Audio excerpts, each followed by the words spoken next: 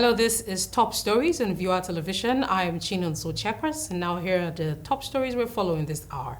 The 36 states of the Federation have spent 1.71 trillion naira on recurrent expenditures, including allowances, foreign trips, office stationery, aircraft maintenance, and more in the first 9 months of 2023. And this is according to an analysis of their budget performance reports sourced from Open Nigerian States, a budget-backed website that serves as a repository of government budget data. The 24 states analyzed by Newsman had budget implementation data covering the first 3 quarters of the year, while 12 states had data for the first 2 quarters of the year. The states cumulatively spent 802.43 billion naira on salaries across the data period available, but Newsman isolated this data set to focus on other recurrent spending items, and if salaries were added, total recurrent spending would have been 2.52 trillion naira.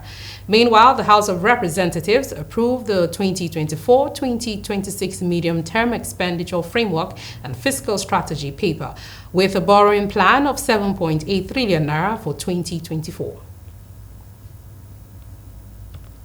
And the Police Service Command has backed the directive of the Inspector General of Police, Olukayode Egbetokun, asking policemen aged 60 and those who have spent 35 years in service to immediately tender letters of voluntary retirement.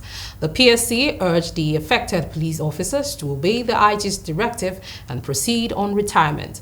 A memo containing Egbetokun's directive read, "Cooperation with other government bodies in compliance with the directive of the Honorable Chairman, Police Service Commission, the IGP directs you draw the attention of all members of the force to the emerging and disturbing trend in the Nigeria Police Force, wherein officers, upon attainment of 35 years in service or 60 years of age, refuse to proceed on retirement." And in other news, the Federal High Court in Port Harcourt ordered the 2 factions of the Rivers State House of Assembly to maintain the status quo and suspend further deliberations until the matter before it is determined. And factional Speaker Edison Ehai, who is an ally of Governor Siminalayi Fubara, had approached the court seeking an order to stop the Speaker of the pro-Nyesom Wike faction, Martin Emawule, from presiding over the Assembly. Ehai's suit came up before Justice Phoebe Ayu on Tuesday. In a ruling, the judge made an order directing that all parties on record respect the court and should not take any step concerning the subject matter. And since the matter is already before this court, sub judice pending the hearing and determination of the motion on notice. And the Rivers Assembly has been in a crisis and became factionalized since October 30th over an attempt by pro-Wike lawmakers to impeach Fubara.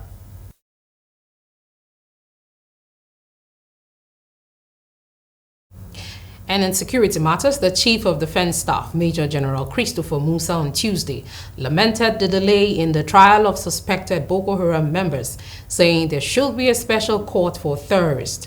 Musa, who stated this when he, alongside other security chiefs, appeared before the House of Representatives on Tuesday for the commencement of a sectorial debate, justified the huge budget for arms purchase.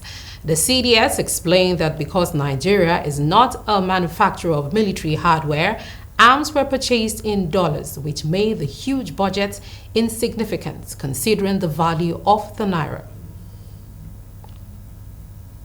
And gunmen reportedly attacked the Adamawa State Police Headquarters in the wee hours of Wednesday, sending residents of Yola into panic. The police headquarters is located at the heart of Jimeta community in Yola North local government area. The police public relations officer, SP Sulaiman Yahaya Nguroje, confirmed the attack to newsmen but said things were under control. According to Nguroje, the attack was repelled, but the identities of those behind it was unknown. And one source says the attackers were military personnel on a revenge mission following the alleged killing of a military officer by the police.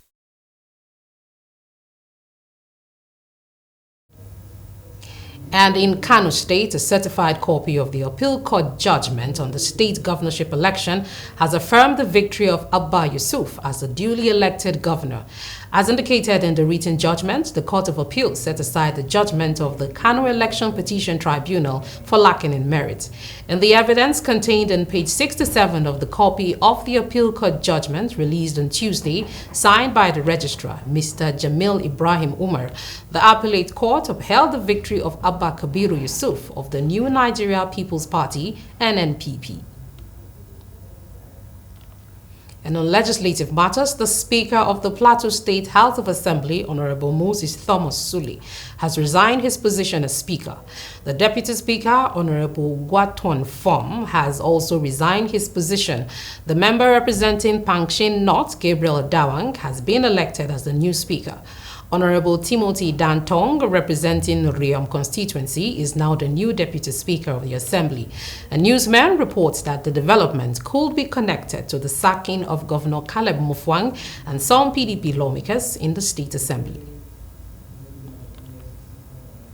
And Minister of the Federal Capital Territory, Nyesom Wike, vowed to rid the nation's capital of syndicates who specialize in offering fake certificates of occupancy, COOs, to unsuspecting members of the public. Wike, who disclosed this at a meeting with estate developers in Abuja, also said he had been able to save over 110 billion naira since he assumed office in August this year. And he expressed displeasure at the rate at which fake certificates of occupancies were given, adding that henceforth 5 million naira will be paid to acquire a CFO. The minister added that he would seek a presidential approval to add the national identification number to the requirements for obtaining a CFO. And that's all for the stories we're following this hour. Many thanks for watching. I am Chinon Sochekwas. Please do stay tuned and enjoy the rest of our program.